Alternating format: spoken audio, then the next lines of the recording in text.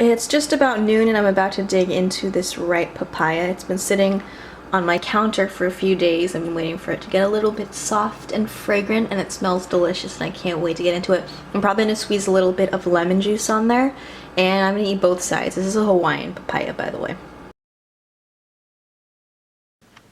So as we can see, I've made quick work of this papaya and I'm still a little hungry, so I think that I'm going to have a mango now. I bought 3 the other day, and also I've been waiting for these to get ripe.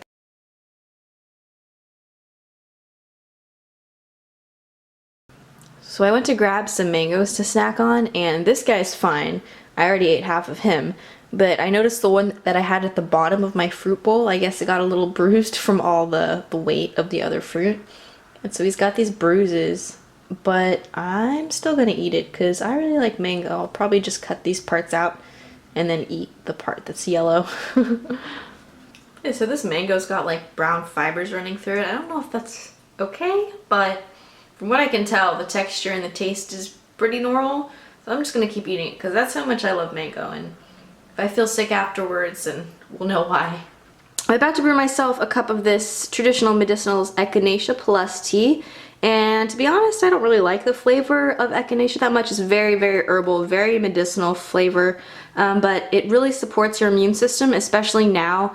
It's almost winter, or it is winter in some places, and everyone's getting sick, and so it's really nice to bolster your immune system. So that's what I'm gonna have right now, and I use my Keurig to brew water for tea. It's just a lot faster for me than using a kettle.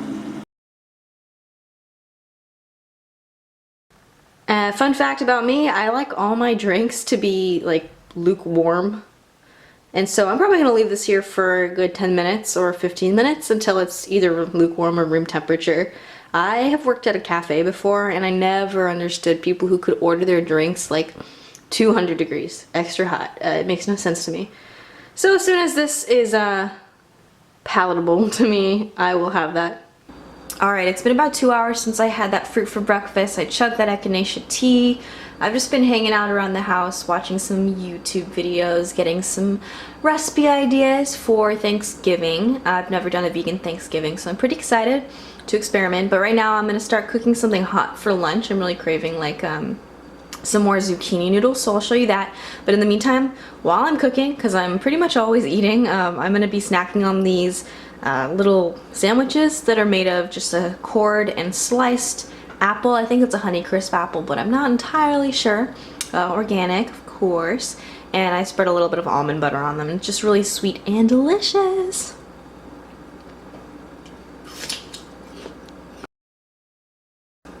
And now I'm munching on that snack. I'm gonna start making my lunch, and I tend to get into phases with my food, so I'll get really obsessed with one thing and I'll have it like every single day for like a week or two, and then I won't have it again for a while, and I'll go into another phase. And right now I'm really obsessed with zucchini noodles, and so here's a pretty huge zucchini. I'm just gonna use a julienne peeler and make this into noodles, and then I've got some leftover. It doesn't look that appealing, but it's so good. This is like a raw, not raw, sorry, it's a vegan cashew cheese. There's a little bit of soaked cashews in here, but most of it is actually roasted butternut squash, which is why it's that color.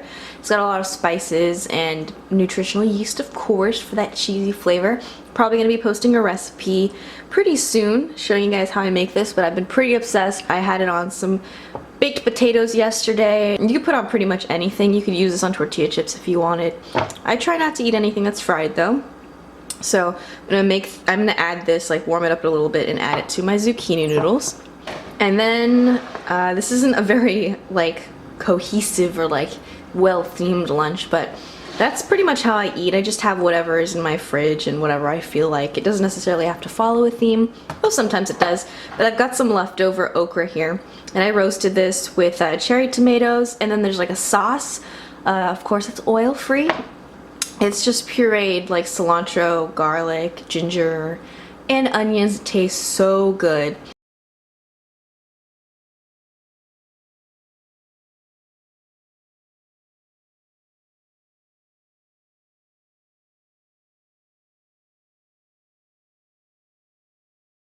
I actually do not own a microwave and don't plan to get one. So I'm just gonna heat everything up on the stove.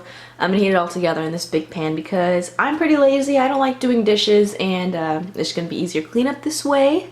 So I'm gonna start by adding in that cashew cheese, and I'm gonna get this warm. I'm gonna heat this up, and I'm gonna add the zucchini noodles at the last minute and heat them just barely, just through. I prefer to have them not 100% raw, just a little bit warm, but I don't cook them too much because then they start to lose a lot of their water and a lot of the good texture that I like from them. So while that is going on this side of the pan, I'm gonna add a little bit of the okra, maybe half of this. And I'm just using my hands because I use my hands for everything. Yeah, about half of this because probably wouldn't be able to finish all of it. And I'm gonna heat it on that side of the pan.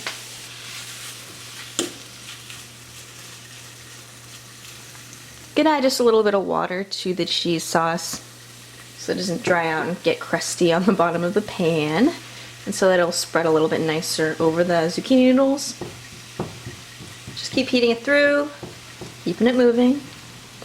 There's no oil in either of these dishes, so I always saute things using just water. And I add the water throughout the cooking process as it evaporates, as it's needed. And it actually adds a lot of nice flavor because you're constantly deglazing the pan. We're almost there, so I'm gonna add in my noodles.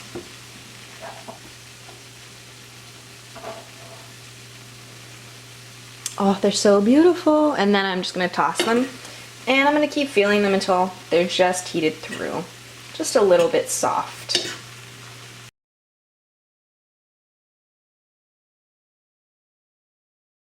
Alright, and this feels good, so I'm just gonna go ahead and turn off my heat now. Alright, here's our lunch all plated up. I topped it with a bunch of chopped fresh cilantro. I'm a huge fan of using herbs and like fresh lemon juice to give things flavor as opposed to like salt and dried spices, although I do use dried spices, there's nothing wrong with it, but when you can get your flavor from fresher ingredients, I tend to prefer that. Okay, you guys, I just polished off that entire plate. It was so delicious, but I'm hella full now. I have a massive food baby, and I was watching a little bit of Kalel's channel. If you haven't heard of her somehow, she's a pretty big YouTuber, and recently she's been sharing a lot about her vegan lifestyle. And in this video, she's going to Portland, and she's been sharing, she's like at a vegan restaurant, and this is like vegan tartare. And I get super inspired every time I see people traveling, eating delicious like gourmet vegan food. It just makes me want to go there exactly to where they are, try everything on the menu. So yeah, that's what I've been up to.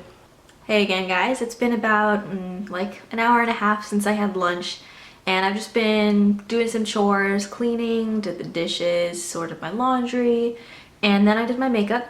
As you can see, I'm going to the city tonight for a jazz concert, and before that we're going to be going to get vegan Thai food, and I'll show you everything. I'm super excited. I haven't been to this place in a while, but they have like fake meat and everything, which I don't usually eat, but when I'm going out and there's like an entire menu and it's all vegan and you don't have to worry about like fish sauce or like hidden like meat in the sauces, it's really, really cool.